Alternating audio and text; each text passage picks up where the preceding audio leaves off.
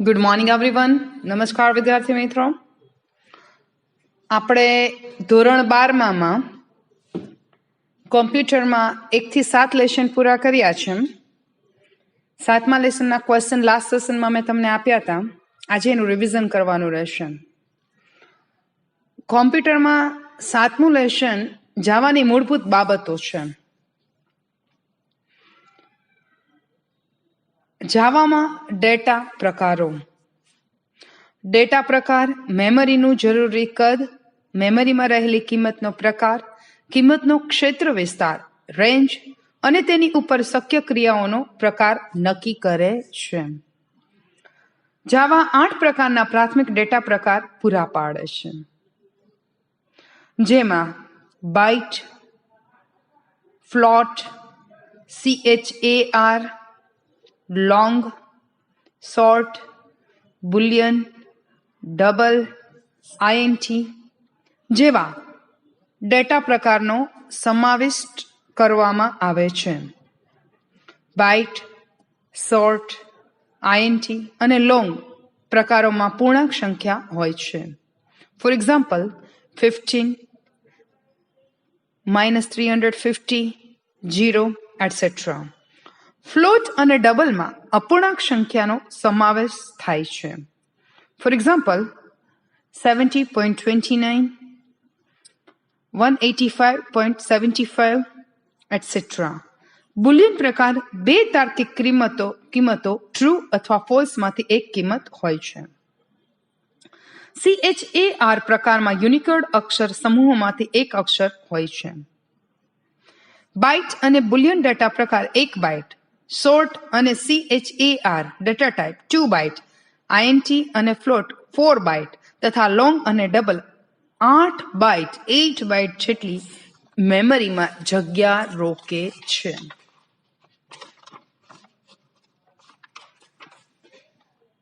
If વિધાન. જ્યારે પ્રોગ્રામમાં ઇફ વિધાન વાપરવામાં આવે છે ત્યારે બુલિયન પદાવલીની કિંમત ટ્રુ છે કે ફોલ્સ તેના પ્રમાણે બેમાંથી એક વિકલ્પ પ્રમાણે કાર્ય કરવા સમર્થ બનાવે છે. ઇફ વિધાન બ્રાન્ચિંગ અથવા ડિસિઝન અથવા સિલેક્ટિવ કંટ્રોલ સ્ટ્રક્ચરનું ઉદાહરણ છે. If into angular brackets boolean expression into round bracket curly bracket start statement else curly bracket then after statement curly brackets over else statement curly bracket statement 2 and curly brackets over. જો condition સાચી પડે તો આ જવાબ દેખાડવાનો, condition ખોટી પડે તો એટલે એલ્સ નો યુઝ થાય છે. જ્યારે ઇફ વિધાનનો અમલ થાય છે ત્યારે સૌ પ્રથમ બુલિયન પદાવલીની કિંમત શોધવામાં આવશે. જો કિંમત ટ્રુ હોય તો પેલું જે સ્ટેટમેન્ટ છે તેનો અમલ કરવાનો, અને જો સ્ટેટમેન્ટ ફોલ્સ હોય તો બીજા સ્ટેટમેન્ટનો અમલ કરવાનો. અહીં એલ્સ અને એલ્સ પછી લખેલ બ્લોક વૈકલ્પિક હોય છે.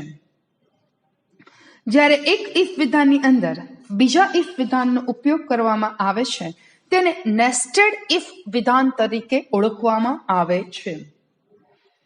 સ્વિચ વિધાન. જ્યારે ચલ કે પદાવલીની કિંમત પ્રમાણે અલગ અલગ ઘણા કાર્યોના વિકલ્પ હોય ત્યારે સ્વિચ સ્ટેટમેન્ટનો ઉપયોગ થાય છે. અહીં જે પદાવલી ટેસ્ટ કરવાની હોય તેનું પરિણામ એવા પ્રકારનું હોવું જોઈએ કે જે જુદી જુદી કિંમતો હોય. સ્વિચ વિધાનનું સ્વરૂપ જે છે એ આપણે જોઈએ તો switch into round bracket expression into curly bracket case constant 1 અને સ્ટેટમેન્ટ 1 પછી એને કમ્પ્લીટ એટલે કે એ પૂરું કરવા માટે બ્રેક સ્ટેટમેન્ટનો ઉપયોગ થાય છે. પછી જેટલા કેસ લખવા હોય એટલા લખવાના અને પછી ડિફોલ્ટ સેમિકોલન અને બીજા સ્ટેટમેન્ટનો અમલ કરશે. સ્વિચ સ્ટેટમેન્ટમાં ટેસ્ટ પદાવલીનો પ્રકાર બાઇટ, CHAR, શોર્ટ અથવા INT હોવો જોઈએ. સ્વિચ સ્ટેટમેન્ટનો અમલ કરતા સમયે કેસ 1 થી શરૂ કરી ટેસ્ટ પદાવલીની કિંમત દરેક કેસ સાથે સરખાવવામાં આવે છે. જો બંને કિંમત સમાન મળે તો તે કેસ વિધાનનો અમલ થાય છે. જો સમાન કિંમત ન મળે તો ડિફોલ્ટ વિધાનનો અમલ થાય છે. ડિફોલ્ટ વિધાન વૈકલ્પિક છે. દરેક કેસ વિધાન પછી બ્રેક વિધાન ફરજિયાત નથી. બ્રેક વિધાનનો ઉપયોગ સ્વિચ સ્ટેટમેન્ટનો અંત લાવવા માટે થાય છે. જાવાના વિવિધ પુનરાવર્તિત માળખા હવે આપણે જોવાના છે. જાવા 3 પ્રકારના લૂપિંગની રચના પૂરી પાડે છે: ફોર, વાઇલ અને ડુ વાઇલ. ફોર અને વાઇલ લૂપમાં પ્રોગ્રામ સૌ પ્રથમ ટેસ્ટ પદાવલીની ગણતરી કરવામાં આવે છે અને જો શરત સાચી હોય તો લૂપની અંદરના વિધાનોનો અમલ થાય છે. ફોર અને વાઇલ લૂપ પ્રવેશ નિયંત્રિત અથવા પ્રી ટેસ્ટ પ્રકારના લૂપ છે. જ્યારે પુનરાવૃત્તિ આઇટરેશન્સ સંખ્યા અગાઉથી નક્કી હોય ત્યારે સામાન્ય રીતે ફોર લૂપનો ઉપયોગ થાય છે. ડુ વાઇલ લૂપમાં પહેલા પદાવલીઓનો અમલ થાય છે અને પછી પદાવલીની કિંમત ટેસ્ટ કરવામાં આવતી હોય છે. ડુ વાઇલ લૂપ નિર્ગમ નિયંત્રિત અથવા પોસ્ટ ટેસ્ટ પ્રકારનું લૂપ છે. એટલે એમ કહી શકાય કે ફોર અને વાઇલ એન્ટ્રી લેવલના લૂપ છે, જ્યારે ડુ વાઇલ જે છે એ એક્ઝિટ લેવલનું લૂપ છે. એન્ટ્રી લેવલના લૂપને પ્રી ટેસ્ટ લૂપ કહેવાય છે અને એક્ઝિટ લેવલનું લૂપ એટલે પોસ્ટ ટેસ્ટ પ્રકારનું લૂપ કહેવાય છે. લેબલ કરેલા લૂપ અને લેબલ કરેલા બ્રેક. જ્યારે આપણે એક લૂપની અંદર બીજા લૂપનો ઉપયોગ કરીએ તેને નેસ્ટેડ લૂપ કહેવાય છે. જ્યારે આપણે નેસ્ટેડ લૂપ વાપરીએ છીએ ત્યારે તેમાં રહેલું બ્રેક વિધાન કે જે સૌથી નજીકના લૂપમાં સમાયેલું છે તેને અટકાવી લૂપની બહાર નિયંત્રણ સ્થાનાંતર કરે છે. એ જ પ્રમાણે કન્ટિન્યુ વિધાન તે જ લૂપમાં સમાયેલું છે તે ફરી શરૂ કરે છે. જો આપણે લૂપ અટકાવવું હોય અથવા કયા લૂપનું પુનરાવર્તન કરવું તેનું નિયંત્રણ કરવા ઈચ્છતા હોઈએ તો આપણે લેબલ કરેલા લૂપનો ઉપયોગ કરીએ છીએ. લેબલ કરેલું લૂપ વાપરવા માટે લૂપની શરૂઆત પહેલા લેબલ અને તેના પછી ગુરુવિરામ એટલે કે કોલન લખવું પડે છે. જે લૂપમાં હોય તેની બહાર નિયંત્રણ લઈ જવું હોય ત્યારે બ્રેક અથવા કન્ટિન્યુ કીવર્ડ પછી લેબલનું નામ લખવામાં આવે છે. આઈ હોપ કે તમને કાંઈ ડિફિકલ્ટીઝ હશે નહીં, સમજાતું હશે. જાવા પ્લેટફોર્મ સ્વતંત્રતાથી કામ કરે છે, જેમાં જાવા સોર્સ, જાવા કમ્પાઇલર, જાવા બાઇટ કોડ, જે જાવા ઇન્ટરપ્રિટર ફોર લિનક્સ, જાવા ઇન્ટરપ્રિટર ફોર વિન્ડોઝ અને જાવા ઇન્ટરપ્રિટર ફોર મેકમાં વિભાજિત થાય છે.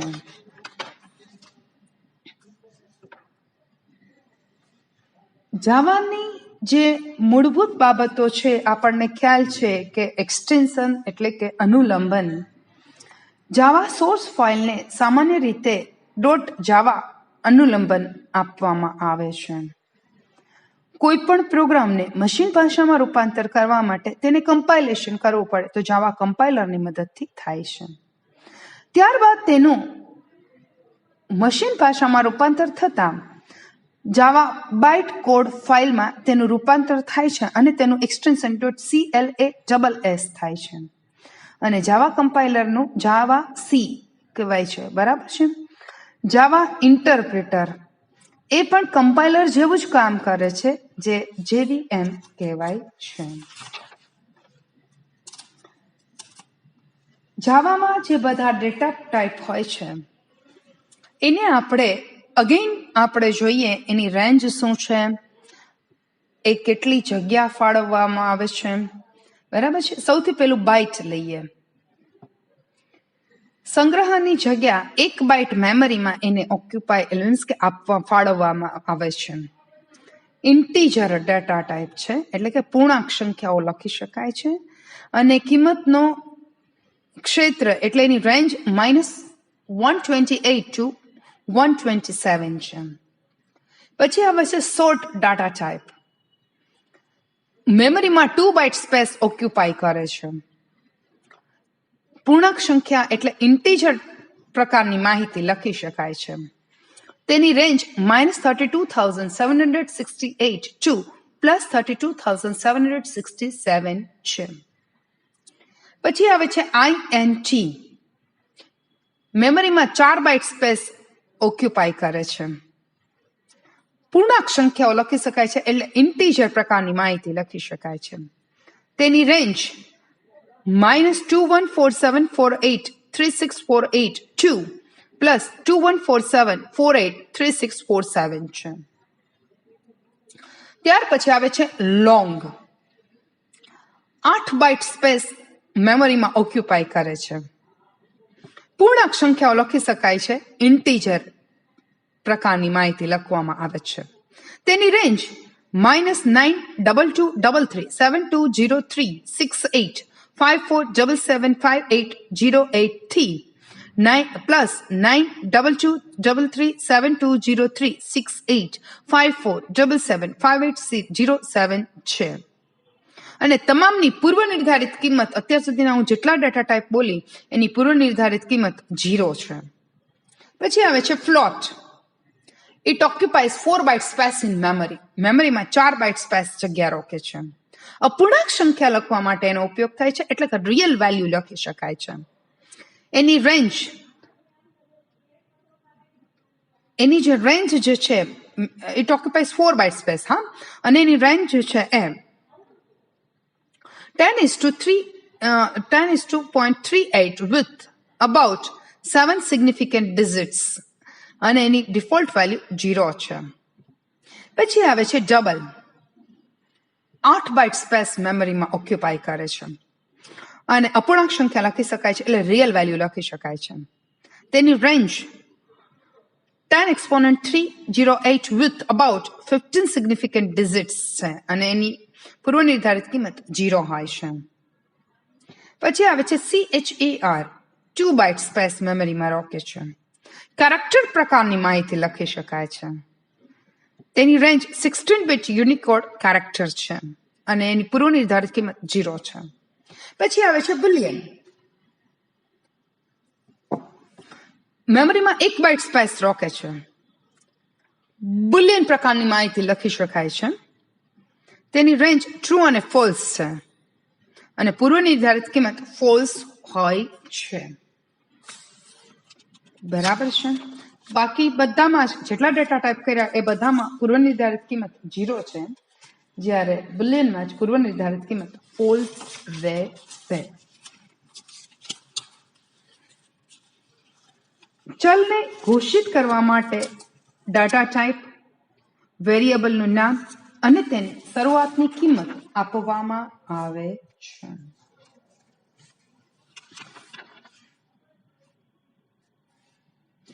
એસ્કેપ કોડ યાદ રાખવા માટે આપણે બધા જ એસ્કેપ કોડ જોશું. એસ્કેપ કોડ અને તેની શેની માટે યુઝ થાય છે તે ન્યૂ લાઇન માટે /n નો ઉપયોગ થાય છે. ટેબ માટે /t, બેકસ્પેસ માટે /b, કેરેજ રિટર્ન માટે /r એસ્કેપ કોડનો ઉપયોગ થાય છે. ફોર્મ ફિટ ન્યૂ પેજ માટે /f નો ઉપયોગ થાય છે. બેકસ્લેશ કેરેક્ટર માટે ડબલ બેકસ્લેશ નો ઉપયોગ થાય છે. સિંગલ ક્વોટ કેરેક્ટર માટે સિંગલ ક્વોટ નો ઉપયોગ થાય છે. ડબલ ક્વોટ કેરેક્ટર માટે ડબલ ક્વોટ એસ્કેપ કોડ નો ઉપયોગ થાય છે. Character represented by 3 octal digits માટે /DD નો ઉપયોગ થાય છે. Character represented by 2 hexadecimal digits માટે /XDD નો ઉપયોગ થાય છે. Character represented by Unicode number 4 વખત D હેક્સાડેસિમલ ડિજિટ માટે /U અને 4 વખત G નો ઉપયોગ થાય છે. એક લીટીની કોમેન્ટ તેની શરૂઆત ડબલ સ્લેશથી થાય છે અને તે લીટીના અંત સુધી વિસ્તૃત થાય છે. કોમ્પ્યુટર ડબલ સ્લેશ અને તેના પછી એ જ લીટીના તમામ લખાણની અવગણના કરે છે. આઉટપુટમાં આપણને તે જોવા મળતું નથી. કોમેન્ટ લખવા માટે સામાન્ય રીતે એક લીટીની કોમેન્ટ, બહુલીટી કોમેન્ટ અને દસ્તાવેજીકરણ કોમેન્ટ 3 પ્રકારની કોમેન્ટ લખવામાં આવે છે. એક લીટીના કોમેન્ટની શરૂઆત ડબલ સ્લેશની નિશાનીથી થાય છે. પછી આવે છે બહુલીટી કોમેન્ટ. તેની શરૂઆત સ્લેશ એસ્ટેરિક અને તેનો અંત એસ્ટેરિક સ્લેશથી થાય છે. સામાન્ય રીતે એક કરતાં વધારે લીટીની કોમેન્ટ હોય ત્યારે તેનો ઉપયોગ થાય છે. હકીકતમાં સ્લેશ એસ્ટેરિક અને એસ્ટેરિક સ્લેશ વચ્ચે શબ્દ સમૂહ કે એક અથવા વધારે લીટીની કોમેન્ટ રાખી શકાય છે. પછી આવે છે દસ્તાવેજીકરણ કોમેન્ટ. તેની શરૂઆત સ્લેશ ડબલ એસ્ટેરિક અને તેનો અંત એસ્ટેરિક સ્લેશથી થાય છે. એસ્ટેરિક એટલે ફૂદડીની નિશાની. તેનો ઉપયોગ કોડમાંથી એપીઆઈ ડોક્યુમેન્ટેશન બનાવવા માટે થાય છે. આ વિશિષ્ટ પ્રકારની કોમેન્ટ છે જે જાવા ડીઓસી સિસ્ટમ માટે વાપરવામાં આવે છે. બાઇનરી અંકગણિતીય પ્રક્રિયા પછી પરિણામના ડેટા પ્રકાર માટે શું કરવામાં આવે છે, એ કેવી રીતે માહિતી તેની યાદ રહે છે તે આપણે જોઈએ. જો બંને સંકાર્ય એટલે કે ઓપેરેન્ડ એક જ પ્રકારના ડેટા હોય તો પરિણામનો ડેટા પ્રકાર પણ ઓપેરેન્ડના પ્રકાર સમાન રહેશે. જો બંને સંકાર્ય પૂર્ણાંક હોય તો પરિણામ પૂર્ણાંક રહેશે. ફોર એક્ઝામ્પલ 9/2 નું પરિણામ 4 મળશે, 4.5 નહીં. જો બંને સંકાર્ય અપૂર્ણાંક હોય તો પરિણામ અપૂર્ણાંક રહેશે. ફોર એક્ઝામ્પલ 9f/2f નું પરિણામ જે છે એ 4.5 રહેશે. જ્યારે બંને સંકાર્ય અલગ અલગ પ્રકારના ડેટા હોય ત્યારે નાની ડેટા પ્રકારની રેન્જવાળા ડેટાને મોટી રેન્જના ડેટા પ્રકારમાં બદલી નાખવામાં આવશે, જેથી બંને સંકાર્યોનો સમાન પ્રકાર બની રહે. પદાવલીનું પરિણામ મોટી રેન્જના સંકાર્ય સમાન બની રહેશે.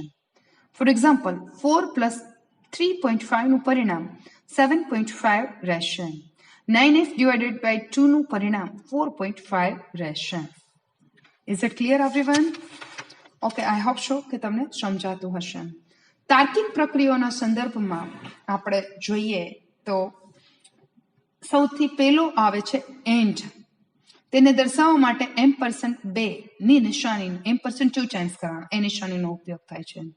બે બુલિયન કિંમતોને જોડવા માટે બંનેની કિંમત ટ્રુ તો જ ટ્રુ કિંમત મળશે.